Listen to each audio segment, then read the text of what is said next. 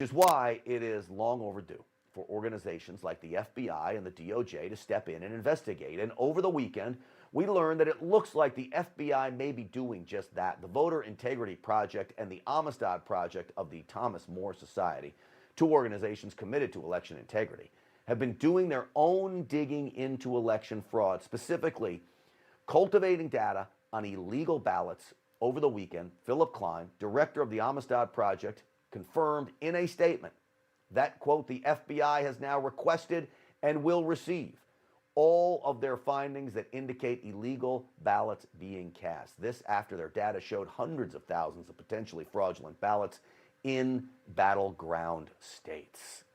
We want to welcome now Philip Klein. He is the director of the Amistad Project, as we mentioned, and former Attorney General of the state of Kansas. General, welcome to the program. Thanks for coming on.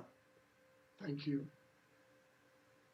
So should we take this as a good sign? The FBI is requesting data. I tweeted your tweet that said this is the first I've even really heard of any FBI investigation whatsoever. Well, it is a good sign, and there are actually other investigations ongoing, which we cannot speak about, that are good questions for the Federal Bureau of Investigation. But what our data shows is what we call the blood in the street. It's after the crime is committed, and what evidence is there to show that a crime has been committed. And we have identified hundreds of thousands of ballots. Now, we do this by reaching out to voters. We crunch the data from the government, and we actually contact the voter, and we see if what they say they did is reflected accurately in the voting rolls. And we've come up with tens of thousands of Republican ballots that were not counted. We've come up with hundreds of thousands of Republicans who say they never requested a ballot, but they voted absentee by somebody else. We've identified people outside of the state who voted within the state. And all of this occurred in the key swing states that we're speaking about. And there's also one other important point to make about all of these areas. All of them had hundreds of millions of dollars poured into their election offices by Mark Zuckerberg. Mark Zuckerberg poured in $400 million into this election, matching the federal government expenditure. And through his charities, they paid the election judges, they paid the people who boarded up the windows, they bought the machines, and America was kicked out of the counting room and a billionaire invited in all of these swing state urban core cities. And that is a violation of law. For everybody at home, I want to remind you, we're talking with Attorney General Klein, the former Attorney General of the state of Kansas. This is not just some guy we picked up off the street. General, these are very strong allegations to link Zuckerberg to this. You're saying that big tech then would ultimately be behind what would become, if this is true, the greatest heist in American history, a huge political grab to take the White House.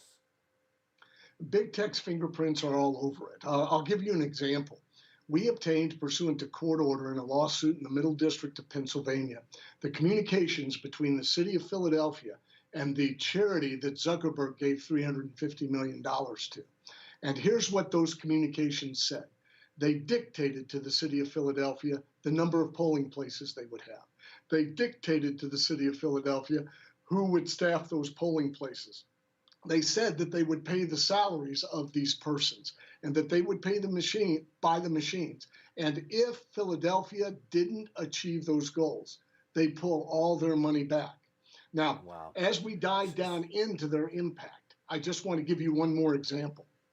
They reached out to the blue state or Democrat strongholds, and they made it very easy to vote by purchasing these election offices. They are the ones who put out the drop boxes and paid for them. In Democrat stronghold, Delaware County. How do you end up proving this, that it flips the election? What's your remedy here as these states are certifying, the clock is ticking? How do you get there? Well, that's what we were speaking about earlier. We show all of these changes to benefit Democrat strongholds as they were suppressing the vote in Republican strongholds. And then we had them sidestepping the law and accepting ballots they should not have accepted. So our experts and you've spoken about some of them on your show, have done the analysis, and we're talking about hundreds of thousands of ballots in each one of these swing states. There's over 500,000 ballots affected in Michigan. There's over So, 100,000 General, ballots. can the states, can the courts just throw out the election? I mean, what is the answer here? That's what we need to know real quick because we're running out of time. Well, yes, there is an avenue because we treated voters differently. Because of all this private money, we treated Democrat voters differently than we treated Republican voters.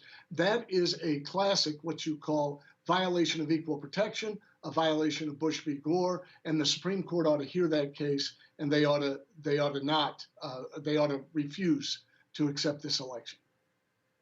All right, well, if it's okay with you, I want to stay in contact with you over we move through this the next few days because this is absolutely powerful information that you're laying out for us, and somebody's got to get to the bottom of it. We appreciate you doing it. Philip Klein, thank you so much for coming on the program, former Attorney General of the state of Kansas and now with the Amistad Project. We appreciate it, sir. Thank you.